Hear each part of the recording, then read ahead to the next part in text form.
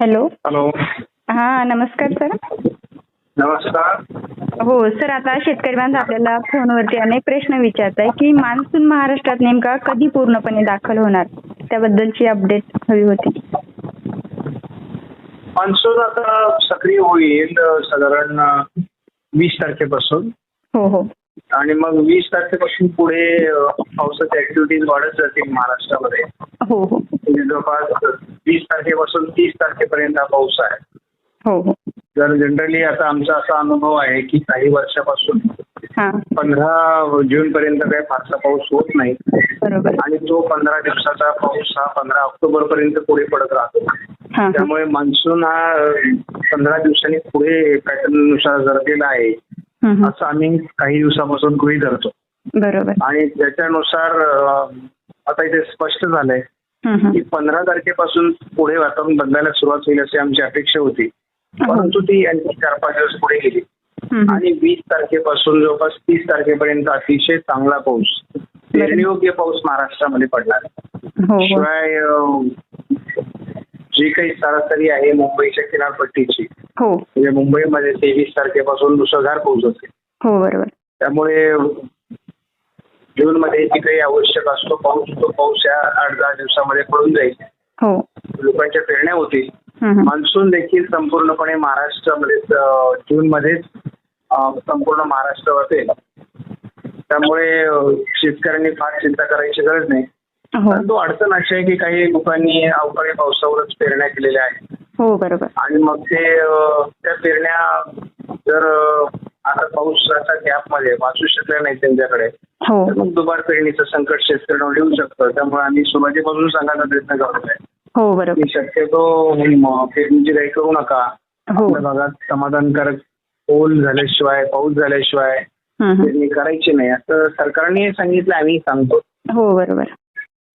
तर आता जर आपण पाहिलं तर मान्सूनच्या आगमनाला खरोखरच उशीर होतोय. मग याचं नेमकं कारण काय असू शकतं? नाही झाला उशीर. आपल्याला असं वाटतं की मान्सूनला उशीर झाला, मान्सून उशिराच येतो. हो बरोबर. परंतु यापूर्वी काय होतं की मान्सून पूर्वी 1-2 तारखेला केरळमध्ये यायचा, हो नंतर मग 6-7 तारखेला महाराष्ट्रात यायचा हो बरोबर. आणि 10-12-15 तारखेपर्यंत महाराष्ट्र व्यापायचा. हो पण आता यावर्षी एलिनोचं वर्ष आहे. हो बरोबर. एलिनोच्या वर्षामध्ये अरबी समुद्रातून मान्सूनला फारशी साथ मिळत नाही. हो आणि मग अशा वेळेस मान्सून लांबण्याची शक्यता असते. बरोबर. हो. तर मग यंदा आपण जर पाहिलं तर जो मान्सून आहे तो सामान्य राहणार की कमी राहणार की जास्त राहणार नेहमीपेक्षा? नेहमीपेक्षा खूप कमी राहणार. कमी राहणार. हो हो. आणि जर आता जर जून मध्ये पाऊस पडला का, म्हणजे मान्सूनचा जर पाऊस पडला तर पुढे खंड पडेल का पुन्हा पाऊसच होईल? नाही, नक्की खंड पडणार मध्ये. एलिनोच्या वर्षाचं वैशिष्ट्यच आहे. हो उशिरा मान्सून येणं, हो खंड पडणं, हम्म, 2 पावसामध्ये जास्त डिस्टन्स असणं, हो ही एलिनोच्या वर्षाची लक्षणं आहेत आणि ती यावर्षी घडणारच आहे. हो बरोबर. तर आता जर आपण पाहिलं काही भागांमध्ये दुष्काळासारखी परिस्थिती निर्माण झाली, मग पुढे परिस्थिती कशी राहील त्या भागांमध्ये? कुठे दुष्काळाची परिस्थिती निर्माण झाली? काही भागांमध्ये आपण जर पाहिलं तर शेतकरी बांधव आपल्याला कमेंट्स करतात की आमच्याकडे सध्या काही शेतकरी बांधवांना पिण्यासाठी पाणी पण राहिलेलं नाही. तर त्या शेतकऱ्यांना काय सांगाल मान्सून बाबत? नाही, दुष्काळी परिस्थिती वगैरे अजून कुठेच तयार झालेली नाहीये. पाऊस लांबला की साधारणपणे पाण्याचं शॉर्टेज होतं आणि लोक गडबड अशी करतात की आहे ते पाणी वापरतात. बरोबर. म्हणजे पाणी साठवून ठेवत नाहीत किंवा पाण्याची स्टोरेज पाहिजे तर ती कॅपॅसिटी त्यांच्याकडे नाहीये.